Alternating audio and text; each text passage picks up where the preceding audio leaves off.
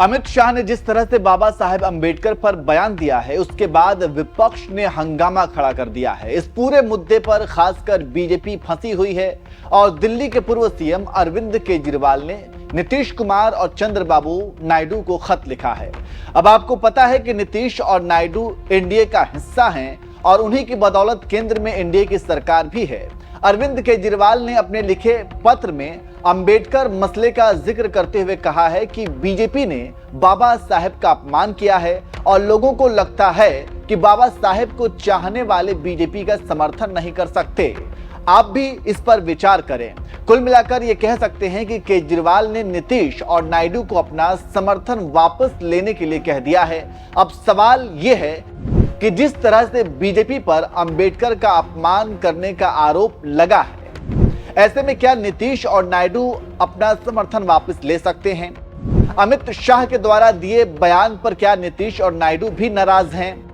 क्या नीतीश और नायडू की चुप्पी ये बताने के लिए काफी है कि वे दोनों ही नाराज हैं?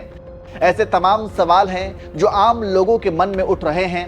वहीं अरविंद केजरीवाल ने भी जो पत्र लिखा है, उसमें उन्होंने और क्या कुछ लिखा है, ये भी लोग जानना चाहते हैं। तो चलिए हम आपको तफसील से पूरी खबर बताते हैं।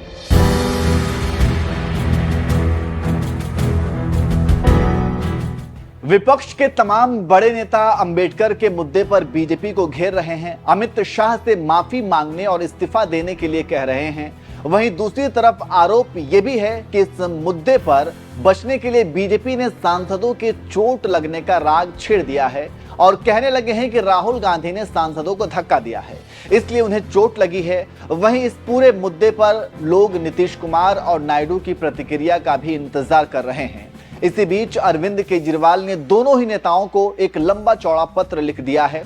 चलिए पहले आपको केजरीवाल का वो पत्र पढ़कर सुना देते हैं।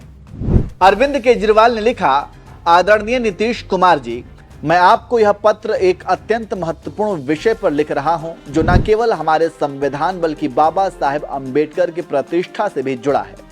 हाल ही में संसद में देश के गृह मंत्री अमित शाह जी द्वारा बाबा साहेब के नाम पर की गई टिप्पणी ने पूरे देश को स्तंभ कर दिया है।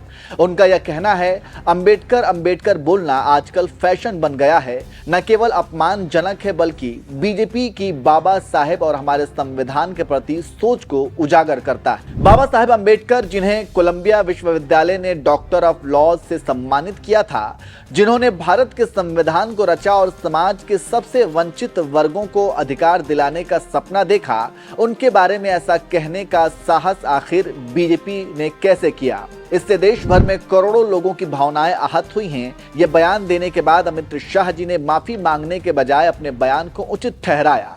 प्रधानमंत्री जी ने सार्वजनिक रूप से अमित शाह जी के बयान का समर्थन किया। इसने जले पर नमक छिड़कने का काम किया। लोगों को लगने लगा है कि बाबा साहेब को चाहने वाले अब बीजेपी का समर्थन नहीं कर सकते। तो इस तरह से अरविंद केजरीवाल ने नीतीश कुमार और नायडू को पत्र लिखकर उन्हें इस मुद्दे पर गहराई से विचार करने को कहा है। अब सवाल यह है कि नीतीश कुमार और नायडू दोनों ही नेता सेक्युलर विचारधारा के नेता माने जाते हैं और अगले साल बिहार में भी विधानसभा चुनाव भी है। ऐसे में नीतीश शायद इसलिए भी खामोश हैं क्योंकि वो किसी विवाद में नहीं पड़ना चाहते हैं। लेकिन जिस तरह से केजरीवाल ने दोनों ही नेताओं को लेटर लिखा है, उसके बाद बीजेपी भी परेशान हो सकती है, क्योंकि अगर दोनों ही नेता का मूड घुमा तो केंद्र में मोदी की सरकार औंधे मुंह गिर जाएगी। वैसे क्या नीतीश और नायडू को इस मुद्दे पर आगे आकर अपने विचार रखने चाहिए या नहीं? कमेंट करके जरूर बताएं।